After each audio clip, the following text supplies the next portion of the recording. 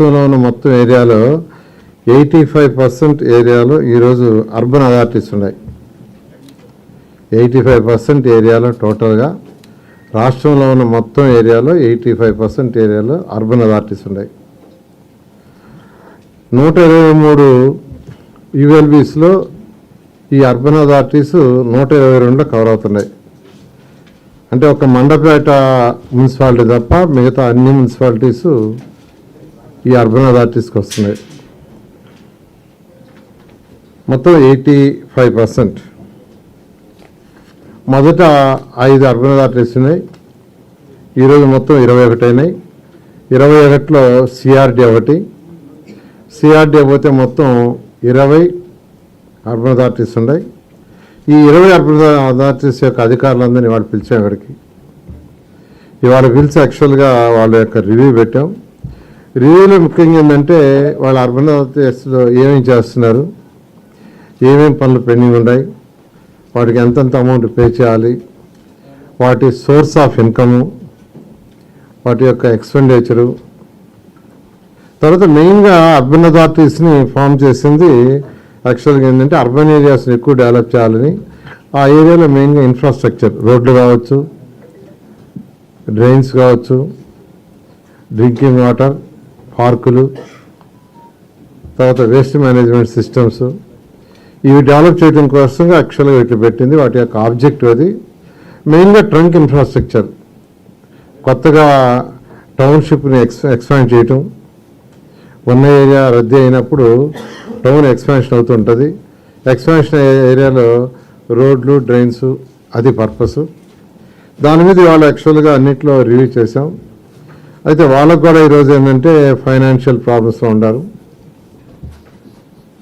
ఈ అర్బన్ అథారిటీస్కి వాళ్ళకు వచ్చే కలెక్షన్ వాళ్ళ అకౌంట్లో ఉంటే చాలా చాలా కంఫర్ట్గా ఉండేవాళ్ళు. దాన్ని అంతా గత ప్రభుత్వం మొత్తం రకరకాలుగా ఖర్చు పెట్టేసింది. ఈ అర్బన్ అథారిటీస్ని ఫామ్ చేసినప్పుడే మెయిన్గా ఏంటంటే ఆబ్జెక్టివ్ ఏంటంటే ఆ ఏరియాలో అర్బన్ ఏరియాని స్ట్రెంథన్ చేయటం. కానీ యాక్చువల్గా వాళ్ళు వచ్చిన కలెక్షన్లో మెజారిటీ కలెక్షన్ ఈరోజు గత ప్రభుత్వం డిఫరెంట్గా డైవర్ట్ చేసి ఖర్చు పెట్టింది. అందుకని అధికారాన్ని పిలిస్తే ప్రతి ఒక్కరూ వాళ్ళ కలెక్షన్ ఎంత గత ప్రభుత్వం ఖర్చు పెట్టేసింది అవన్నీ చెప్పడం జరిగింది. అయితే దాని మీద కూడా యాక్చువల్గా సీఎం గారితో కూర్చొని డిస్కస్ చేసి ఫర్దర్గా ఏం చేయాలనేది ఒక క్లారిటీ తీసుకుంటాం. ఇప్పుడు మనకు యాక్చువల్గా ఏంటంటే ఈ యొక్క లేఅవుట్ల అప్రూవల్లో నెల్లూరు, కడప ఈ రెండిట్లో ఎక్కువ అవకతవకలు జరిగిన కంప్లైంట్ వచ్చింది. వాటి మీద యాక్చువల్గా కమిటీలు ఏమైనా ఆదేశించాం. సెక్రటరీ గారు కమిటీలు వేశారు. కమిటీల ద్వారా ఎంక్వైరీ చేస్తే తర్వాత తదుపరి యాక్షన్ తీసుకోవడం జరుగుతుంది.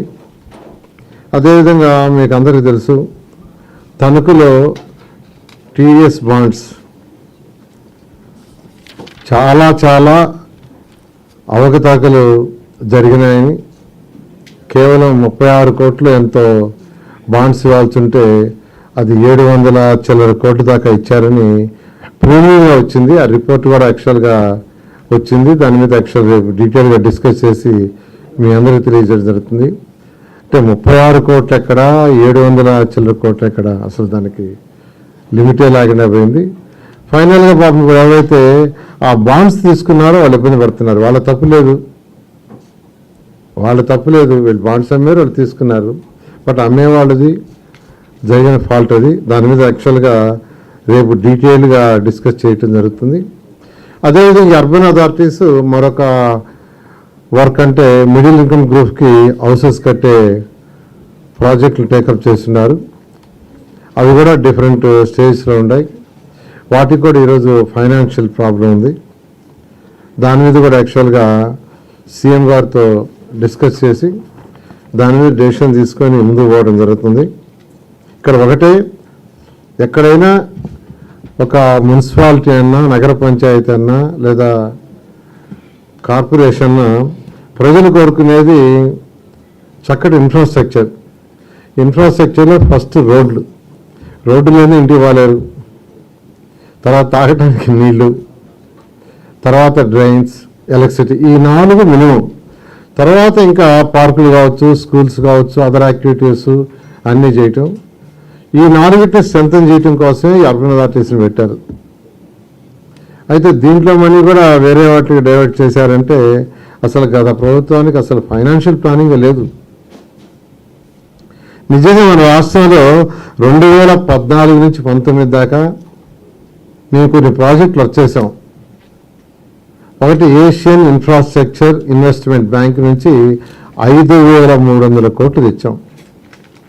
అది 2019 ఫిబ్రవరిలో శాంక్షన్ అయింది. దానికోసం 2 సంవత్సరాలు ట్రై చేసి తెచ్చాం. 5,300 కోట్లు ఏషియన్ ఇన్ఫ్రాస్ట్రక్చర్ ఇన్వెస్ట్మెంట్ బ్యాంక్ 2019 ఫిబ్రవరి. 5,300 కోట్లు మన 30వ తేదీకి టైం అయిపోయింది.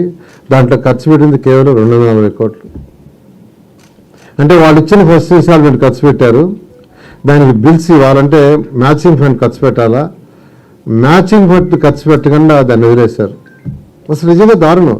అసలు ఆ ప్రాజెక్టు కానీ మొత్తం ఖర్చు పెట్టుంటే ఈ రాష్ట్రంలో ఉన్న మున్సిపాలిటీస్లో 50% మున్సిపాలిటీస్కి ఎక్సలెంట్ ఇన్ఫ్రాస్ట్రక్చర్ ఇచ్చినది.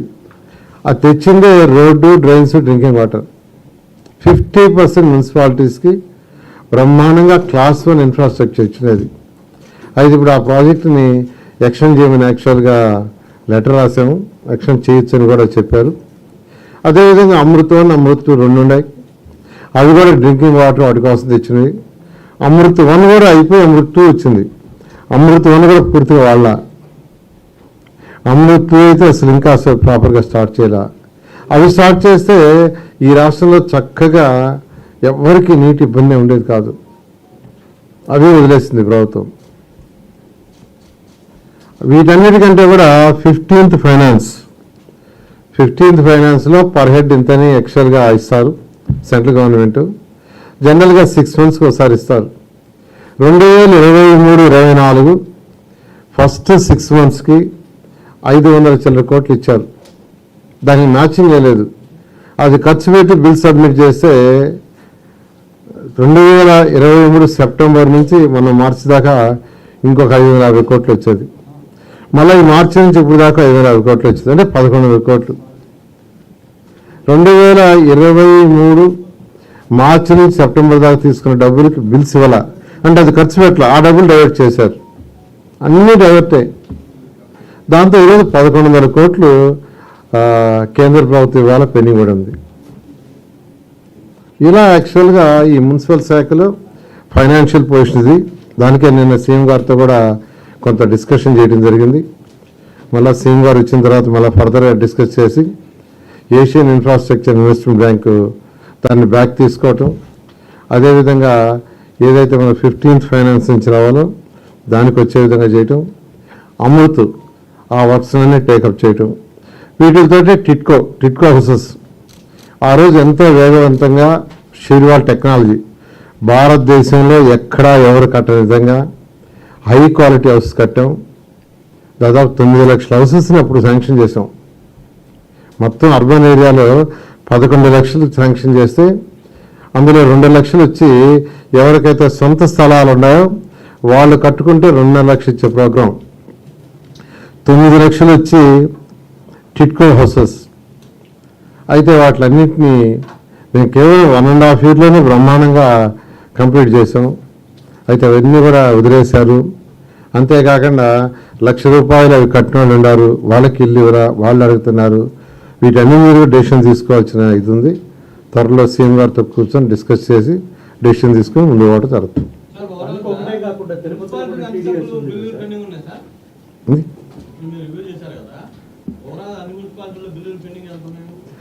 అది యాక్చువల్గా డేటా తీసుకొస్తున్నారు. మొన్న ఈ మధ్య యాక్చువల్గా మున్సిపల్ కార్పొరేషన్స్ రివ్యూ చేసాం. ఎవ్రీడే ఒక 25 మున్సిపాలిటీ పెట్టుకున్నాం. అన్నీ కాకుండా ఒకసారి 4-5 daysలో క్లారిటీ వస్తుంది. వచ్చిన తర్వాత ఇస్తాను, ఎగ్జాక్ట్ ఫిగర్ ఇస్తాను. అది కూడా వచ్చింది. యాక్చువల్గా తిరుపతి కూడా వచ్చింది. దాన్ని యాక్చువల్గా ప్రిన్సిపల్ సెక్రటరీ డిస్కస్ చేస్తున్నాం. అది అలిగేషన్ ఉందని తెలిస్తే దానికి కూడా కమిట్ చేయడం జరుగుతుంది. తరఫున స్థానిక ఇప్పుడు ఆల్రెడీ కొంతమంది అధికారుల మీద కూడా మీరు ఇప్పటికే యాక్షన్ తీసుకున్న పరిస్థితి. అంటే అసలు కార్మికులేమో తగ్గించుకొని జరుగుతున్నారు, అక్కడ గ్రౌండ్లో ఉన్న అంటే కమిటీ రిపోర్ట్ వచ్చింది. దాన్ని స్టడీ చేసిన తర్వాత అధికారులైన ఎవరైనా వాళ్ళ మీద యాక్షన్ తీసుకోవడం జరుగుతుంది.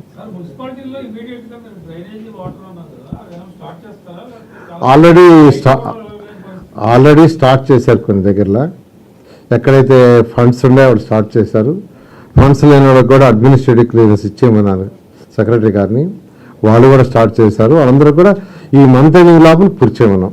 ఈ మంత్ ఎండింగ్ లోపల ఆ సిల్ట్ తీయటం అనేది పూర్తి చేయమన్నాం.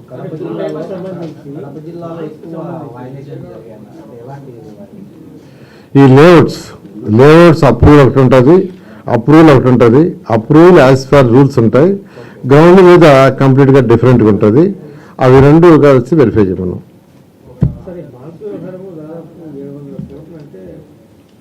It is a big scam. అందుకని రిపోర్ట్ స్టడీ చేసి దాన్ని ఏం చేయాలో నేను నిర్ణయిస్తాను.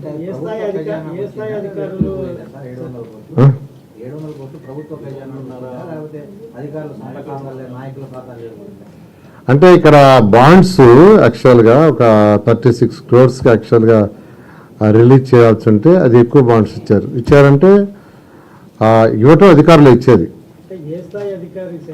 అది యాక్చువల్గా చూడాలి కదా. అంటే సార్ అధికారులు ఇంత పెద్ద కుంభకోణం వాళ్ళు మాత్రమే చేయగలరా లేక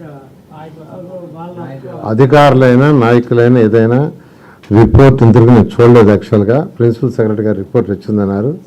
రేపు రిపోర్ట్ డిస్కస్ చేస్తామన్నాను. డిస్కస్ చేసిన తర్వాత మీకు క్లారిటీగా అన్నీ చెప్తాను. చెప్పు. అందుకనే అంటే ఇప్పుడు అధికారులు అంటారా నాయకులు అంటారా, నాయకులు చెప్తే అధికారులు చేశారా అంటే అధికారులే సొంతగా చేశారనేది రిపోర్టు స్టడీ చేసిన తర్వాత మనం చెప్తాం. రిపోర్ట్ చూసిన తర్వాత చక్కగా ఎక్స్ప్లెయిన్ చేస్తా. నిజంగా చూడాలి, చూసేప్పుడే చెప్పేస్తాను మీకు. అది కాదు, రిపోర్ట్ చూస్తే మీకంటే ముందే చెప్పేస్తున్నాను అంతే. మున్సిపల్ డిపార్ట్మెంట్ లోనే కట్టారు కానీ దాంట్లో మినిమం 150 నుంచి 200 కోట్ల పైగా స్కామ్ జరిగిందని ఒక పెద్ద ప్రచారం జరుగుతుంది. దాని మీద ఏమన్నా మీ డిపార్ట్మెంటే కాబట్టి మీరు ఏమన్నా దాని మీద మేము ప్రమాణ స్వీకారం చేసింది 17వ తేదీ. ఇప్పుడే డిపార్ట్మెంట్ సెట్ అవుతున్నాడు.